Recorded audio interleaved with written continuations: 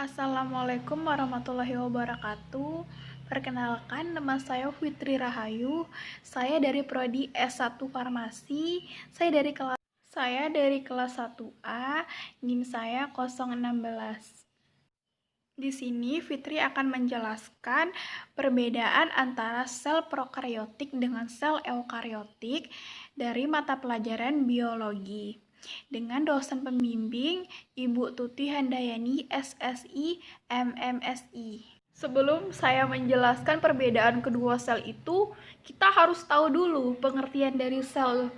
Sel merupakan unit terkecil dari makhluk hidup secara struktural dan fungsional. Tidak dapat dibagi lagi menjadi yang lebih kecil.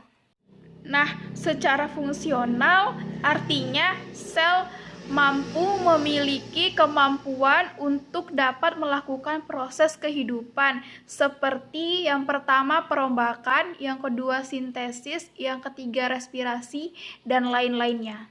Secara struktural artinya sel merupakan unit terkecil dari makhluk hidup. Baiklah, saya akan menjelaskan terlebih dahulu mengenai sel prokaryotik. Sel prokaryotik adalah organisme uniseluler yang tidak berkembang atau berdiferensiasi menjadi bentuk multiseluler. Nah, sel ini dia tuh dalam koloninya tuh tersebut identik dan mampu memiliki eksistensi independen.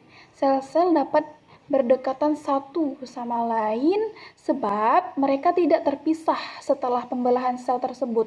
Mereka tetap terbungkus di dalam membran dengan cairan yang disekresikan sel.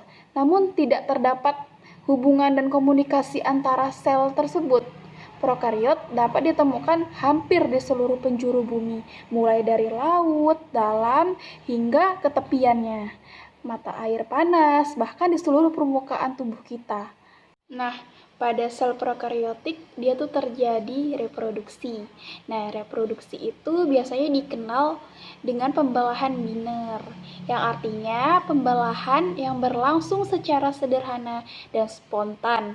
Proses pembelahan ini juga dikenal dengan proses amitos. Apa sih amitos? Nah, amitos itu artinya pembelahan yang tidak melibatkan kromosom. Pembelahan biner dapat ditemukan pada sel bakteri.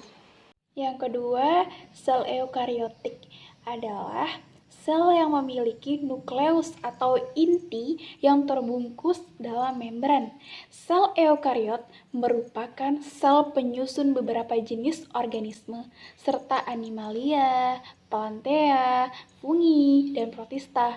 Ciri yang paling menonjol dari sel prokariot itu dia tuh memiliki sel endomembran dan membran-membran kecil. Dia tuh membungkus organel-organel penyusun sel.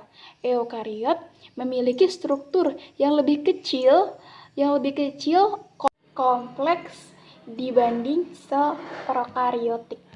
Di dalam eukariot, dia terdapat juga struktur. Yang pertama ada membran sel, yang kedua ada sitoplasma, yang ketiga ada nukleus, yang keempat ada retikulum endoplasma, yang kelima ada ribosom, yang keenam ada kompleks atau Golgi, yang ketujuh ada lisosom, yang ke-8 ada badan mikro, yang ke-9 ada mitokondria, yang ke-10 ada kloroplas. Antara sel prokaryotik adalah kalau sel prokaryotik itu bersel satu atau tunggal atau tidak mengandung inti dan tidak diselubungi membran inti, sedangkan sel eukaryotik adalah sel yang bersel lebih dari satu. Prokaryotik dan eukaryotik. Nah, kalau eukaryotik itu dan eukaryotik ini memiliki pribadi mempunyai selaput atau membran inti nukleus, sedangkan pada sel eukaryotik dia tuh mempunyai inti sel karena memiliki membran inti. Kesimpulan antara kedua sel tersebut, kalau prokaryotik itu suatu bagian terkecil dari penyusun sebuah organisme yang berperan sangat penting dalam menjaga dan melakukan aktivitas kehidupan.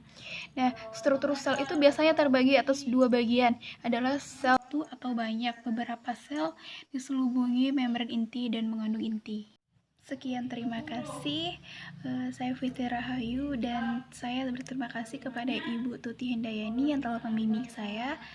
Sekian, terima kasih. Assalamualaikum warahmatullahi wabarakatuh.